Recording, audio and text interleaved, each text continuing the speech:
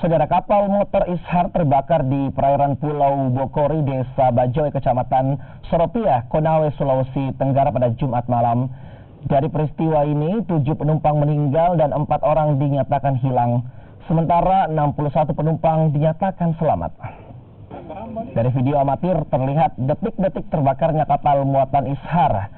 Kapal ini terbakar setelah berangkat dari dermaga Pelabuhan Kendari pada pukul 11 Jumat malam. KM Ishar mengangkut sebanyak 72 penumpang dan rencananya kapal akan berangkat menuju Salabangka, Kaleroang, Sulawesi Tengah. Kapal KM Ishar yang dinahkodai Sarludin Abdul Razak bersama 7 anak buah kapal terbakar di sekitar perairan Pulau Bokori, Desa Bajoy, Kecamatan Soropia, Kabupaten Konawe, Sulawesi Tenggara. Sementara itu, tim Basarnas Kendari dibantu TNI Polri melakukan evakuasi terhadap para penumpang kapal.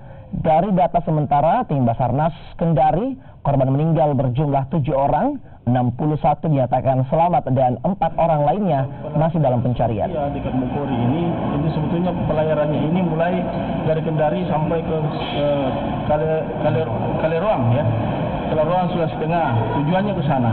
Nah, tiba-tiba terjadi kebakaran dan dilaporkan ke Basarnas pada pukul 00.30 dini hari pada tanggal 17 Agustus ini. Kemudian setelah itu personil langsung berangkat.